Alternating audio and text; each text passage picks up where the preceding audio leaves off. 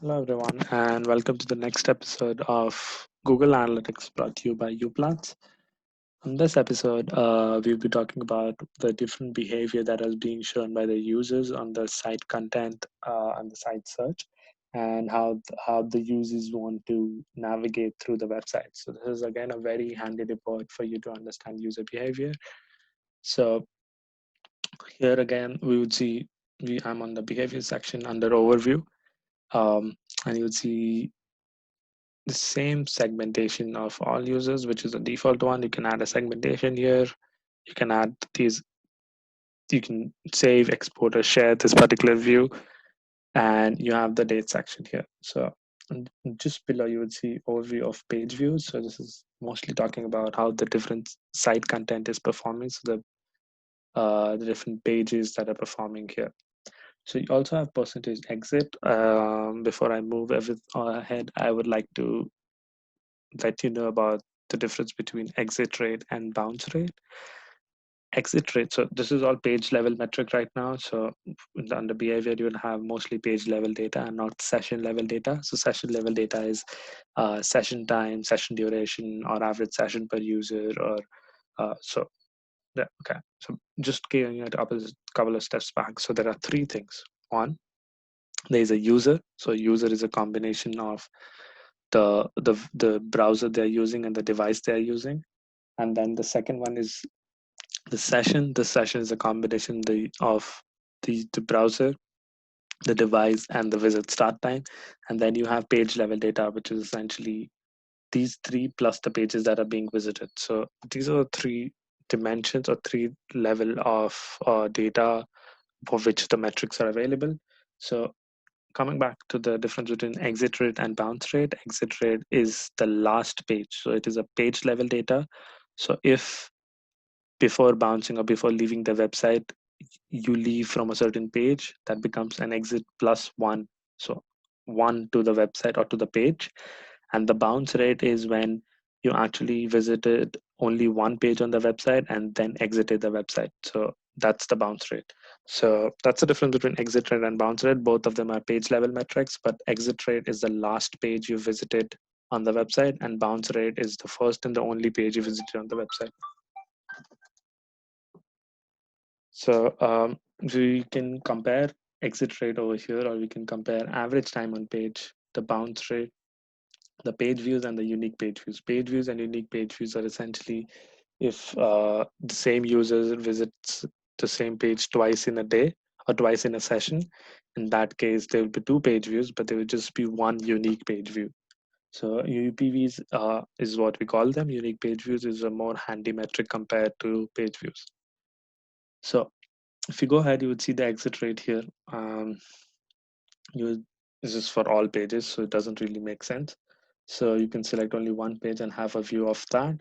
So in the last 1 month, we had 243 page views, out of which 165 were unique page views. That would essentially mean that people actually stayed. So there were not enough unique page views compared to the page views because people probably came back to the same page in the same session. So that's not a very handy metric to have. Uh, you would see that there was average time spent was 2 minutes 15 seconds, which by the content that we have on the page is enough time for people to consume content.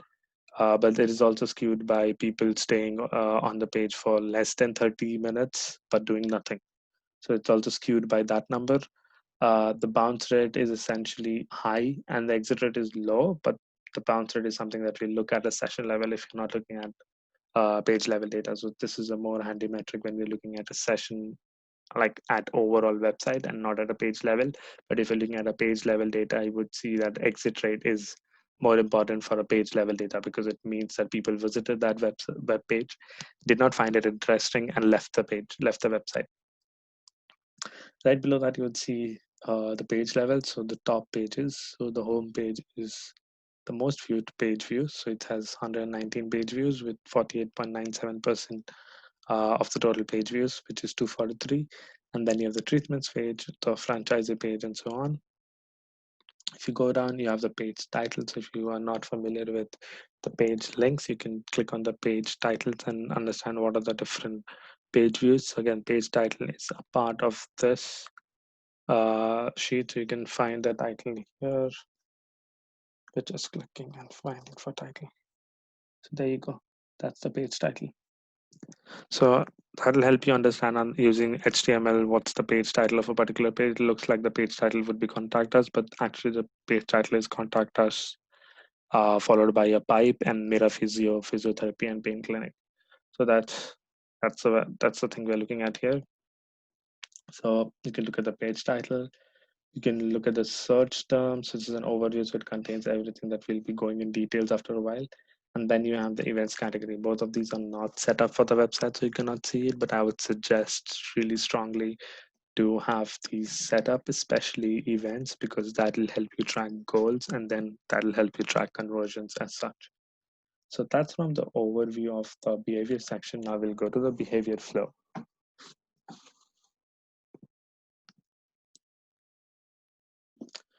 So on the behavior flow, we would see a similar view as to what we saw earlier, but you would see different cuts of data from a page level. So you would see on the landing page. So landing page is essentially the page that you start the session with. Again, going a step back, you would see automatically group pages, or you can create more group pages on your own, or based on events. So you can create, or you want to have data from pages where particular events were triggered. You can do that, or you can do a combination of pages and events. You can add a level of detail if you want to have more connections or fewer connections, and that will essentially mean these level on the bottom. Like if you want to have more, or four or more, or less. So you have segment section here. You can add segments here.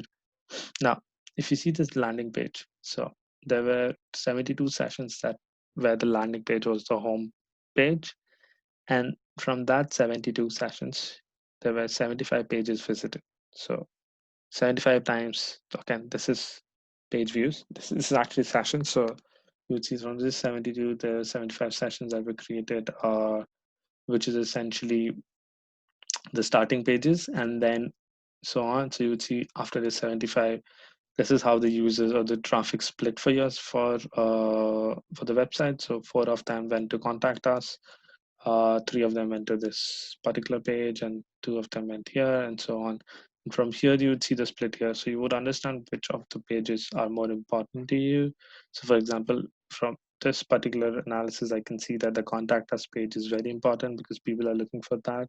If you see, eventually 75 of them, 4 of them go here, and then 2 of them eventually end up landing on the contact us page.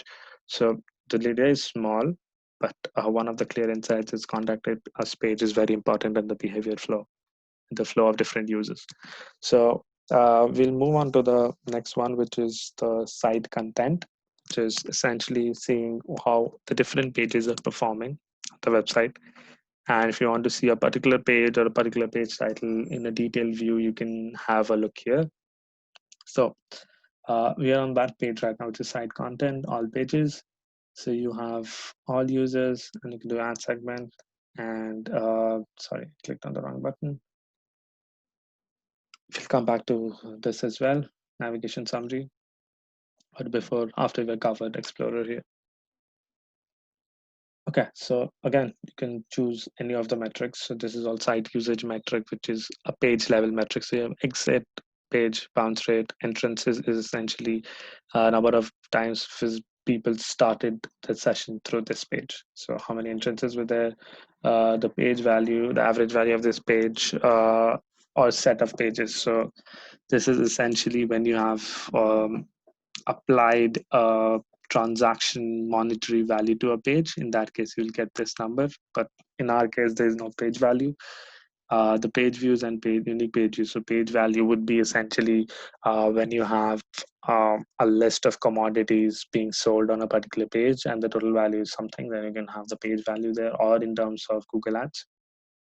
Now, you'd see the spike here. So you'd see there was a certain spike on the 3rd of April. So it will be good to understand what happened on the 3rd of April as such. So what I can do is I can go here and put just the 3rd of April and see which pages were visited. Do you see the spike there?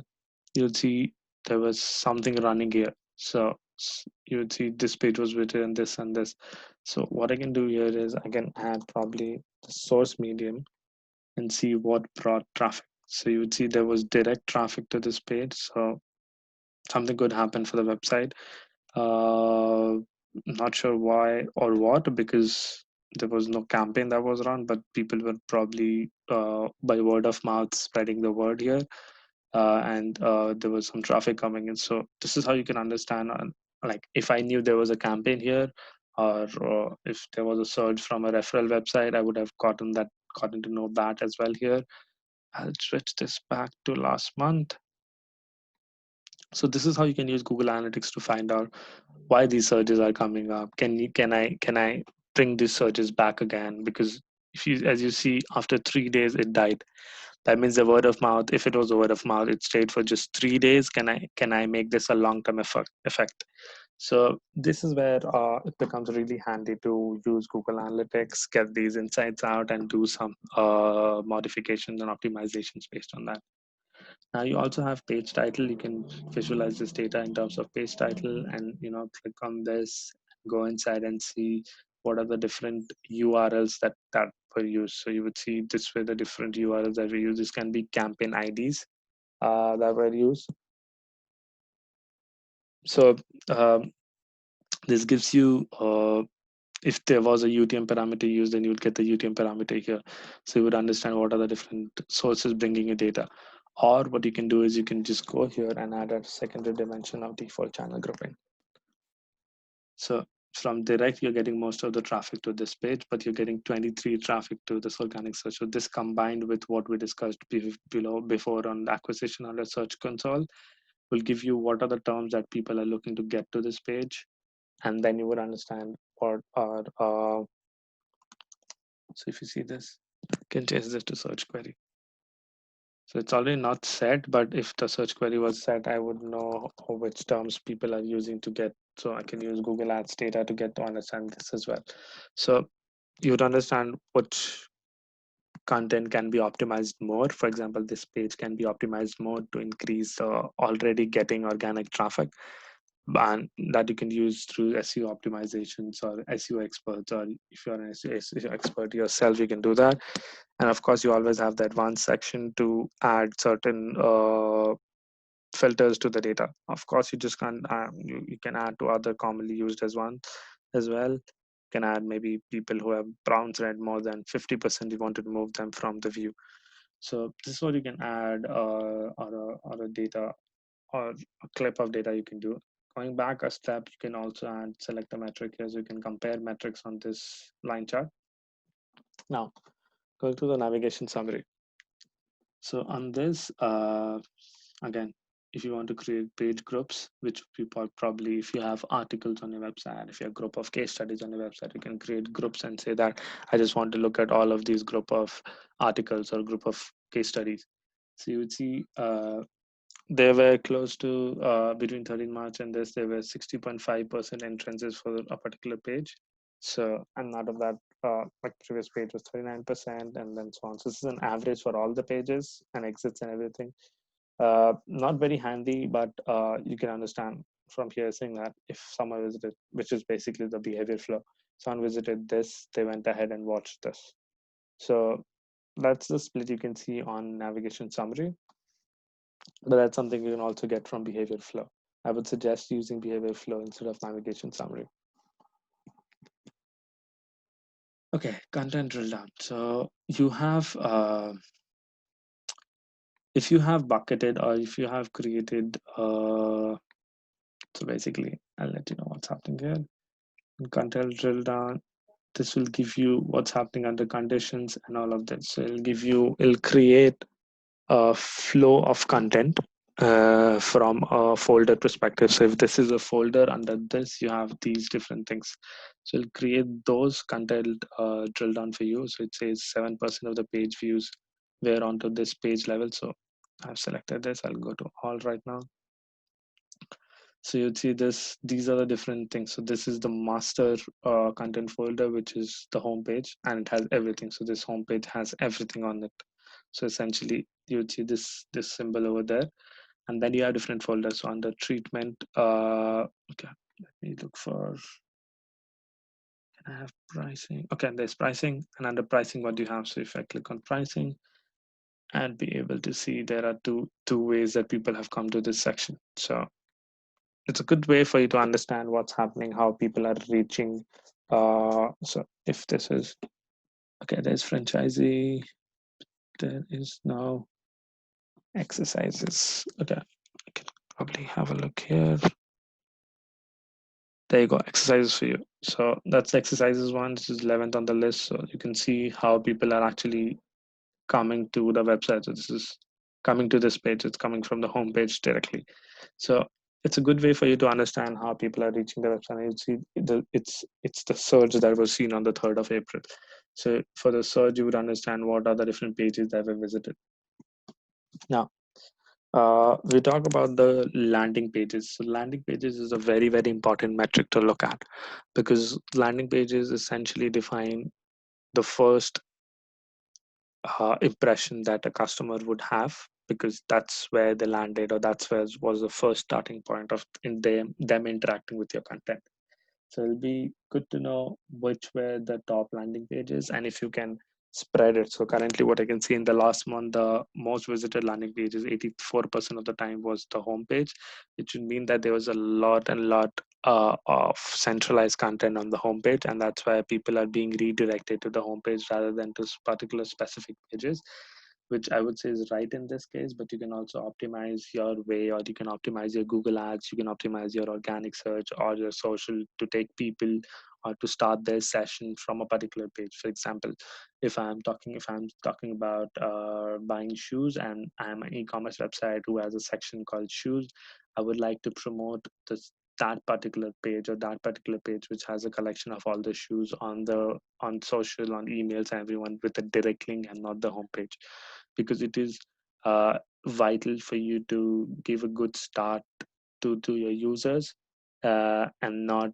have them on your website on the homepage, and people get bored to look for things and at times drop off and exit from your homepage. That's why you would have a good bounce rate. See, the bounce rate is really high on the homepage because people are not able to understand what they're going to do on the website. So that is one of the good suggestions from this particular website that I will probably give, that people are not sure what to do, and that's why they just came here and bounced off. So that's something you would want to keep handy when you're defining landing pages. And this is where you would like to come and understand, once you have set up all those optimizations and campaigns right, you can always come back here and see whether all of these campaigns that you're doing are actually working well. Now, that's all the positive side of things. Then you have the slight negative side of things here, which gives you the ground reality. So you would see the bounce rate was high for the homepage, which is the exit pages. So exit pages is contributing to the exit rates, which is essentially people leaving the website from this, or in other words, this was the last page visited by them in a particular session. So this, if you see, is the page. So 63 of the exits, of course all 86 people who came eventually left the website. So 63 of them actually left the website from the homepage itself. So if I can say 84% from my last analysis landed on the page, and 73% of them just left. So okay, between them they would have done something, and this is where the events thing comes into picture. So you would love to track some events, and you would like to set up these events based with Google Tag Manager. That's why events and goals are very important. So right now, if I can understand, 81% of them came or landed on the homepage, and on an average 73% of them left after landing there, which is close to 85% of the people landing on the homepage left from the homepage, which is a great insight to have. That would mean that there's something more to do with the homepage, something more to optimize with the homepage, and only then you can have more and more people to stay on the website. So I would like to cut this session now, and I'll include more in the next session of the behavior workshop. It was nice chatting. Speak to you also.